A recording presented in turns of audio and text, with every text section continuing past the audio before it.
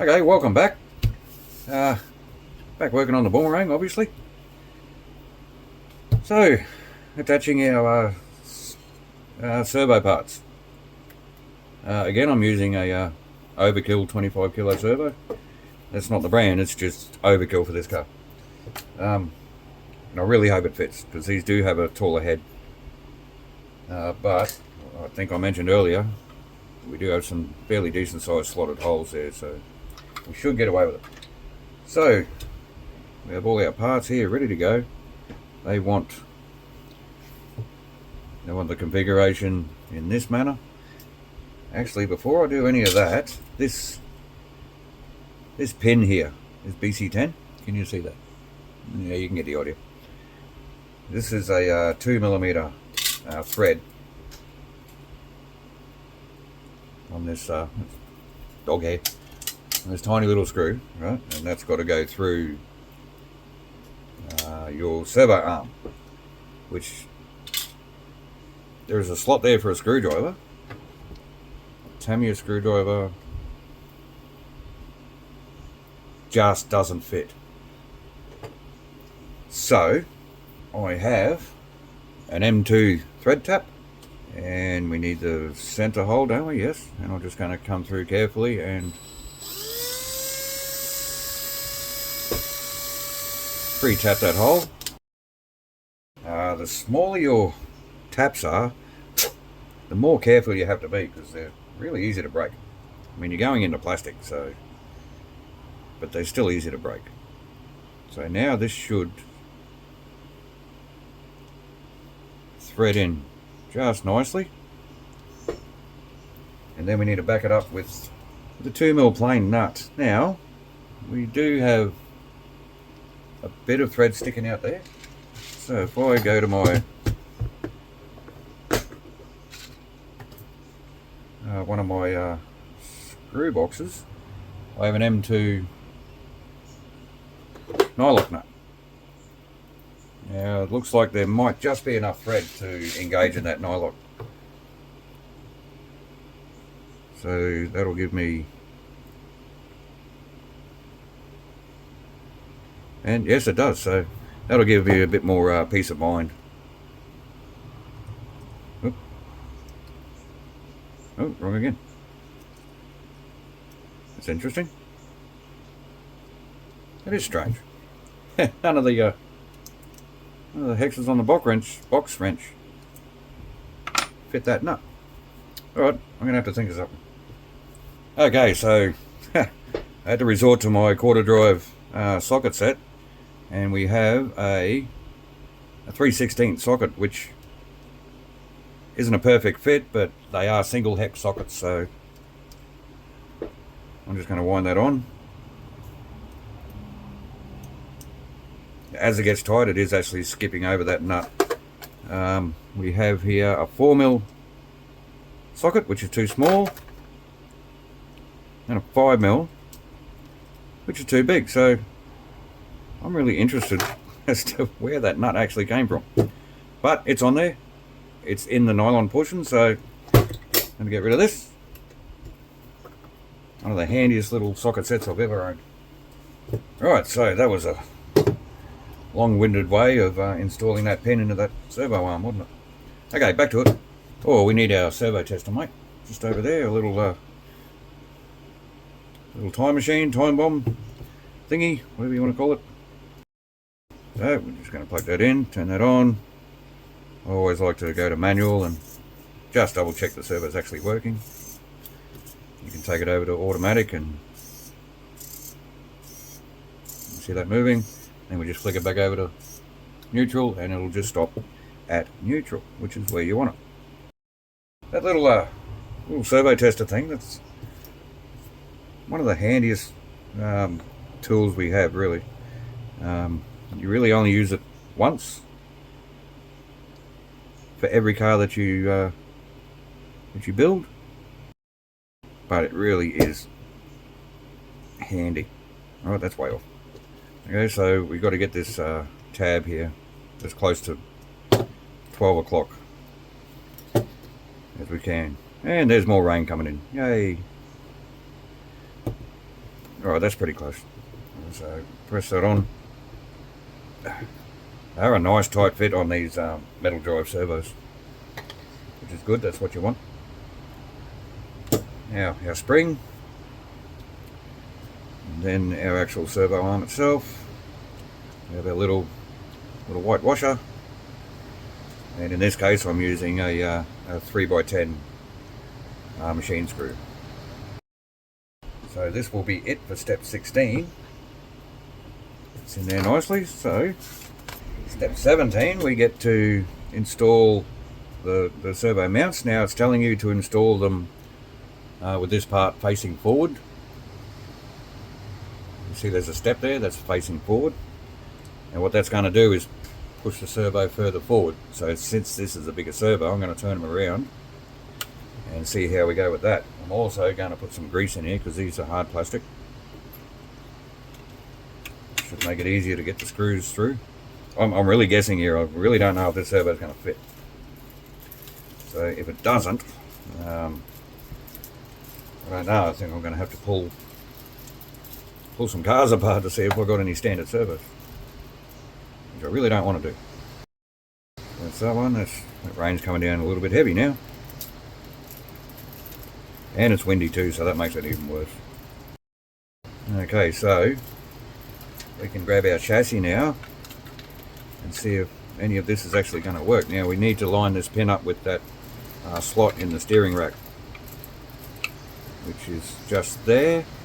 And I think we're maybe just going to get away with it. Yeah, I think we'll be fine. Okay, so a little bit more grease in the bottom of these servo mounts, and we can mount our servo, making sure that we locate that pin, and we just line up our screw holes. Once this is actually in, I'm going to connect the servo tester up again and just check it manually and just make sure nothing's going to bind up. And that one is a little bit skewered. There we go. Yeah, that's very crooked, so bring that back there like that. And it looks like we got plenty of room there, so I'll grab that servo tester again, please, Zach. These are also handy for exactly things like this, you know, getting all your steering parts together, and you can actually test it before you hook up any radio gear. So that looks like it's working just fine. Alright, so I'll go back to neutral. Is that neutral? That's in auto mode. Working fine. Back to neutral. Alright, so we know our servo is good. Now what I should have done, and it doesn't actually tell you to do it,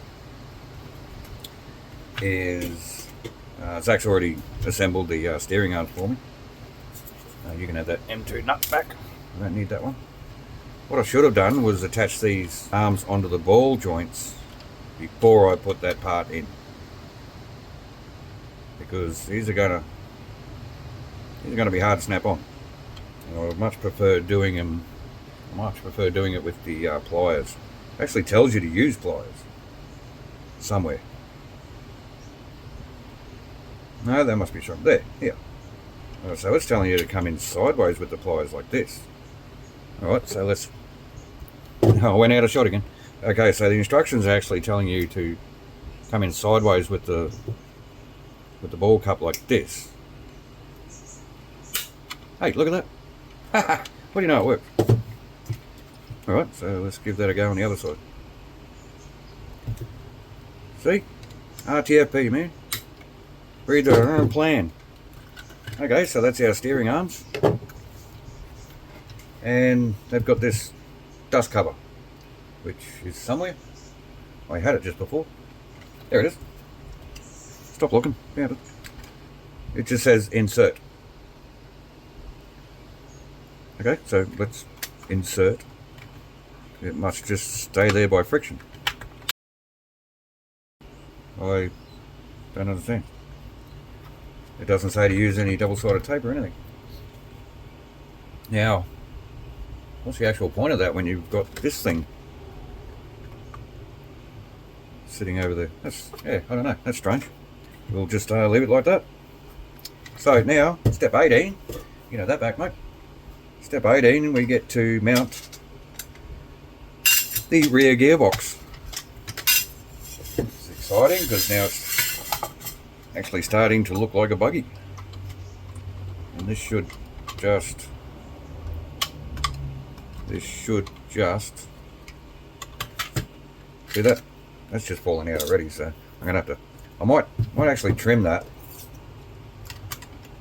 I might actually trim that back on the sides and double stick tape, double-sided tape down to the servo.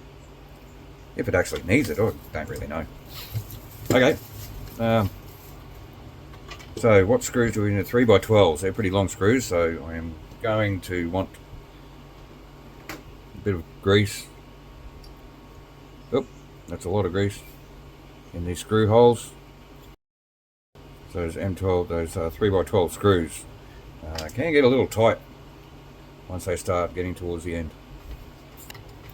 Now we're going for time. 14 minutes. Alright, we're flying along.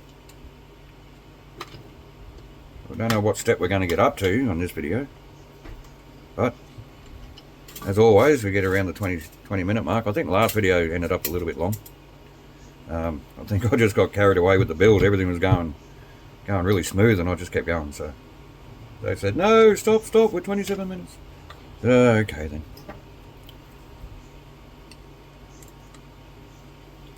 So, and like always, get all the screws in first. Make sure everything's lined up as it should be. And there. Am I missing anything? I don't think so. No, it really is just as simple as that. This should be a cool buggy when it's done. Oh, hey Zach. Yeah? What do you call a boomerang that doesn't come back? A stick? A stick! Okay, enough with the dad joke. It's actually not a dad joke. That joke's been around for decades. Okay, so step after this is the front damper. So where are we at? 15 minutes. Do we stop it here, guys, and do the dampers in the next episode, or do you even want to see oil dampers being put together? They're all the same, aren't they, basically, the CVAs? Okay, so we have a rear end attached to a Boomerang chassis. We have our steering ready to go. Yeah, I think we're going to call that video here, guys, and we'll come back in the next video with the shocks. Front end, that's getting exciting, and really not much to go after that. Electronics, that takes no time at all. So I think in the next video we will complete this chassis build. So as always, thanks for watching, thanks for your support, have a great day, and we'll see you when we finish the chassis.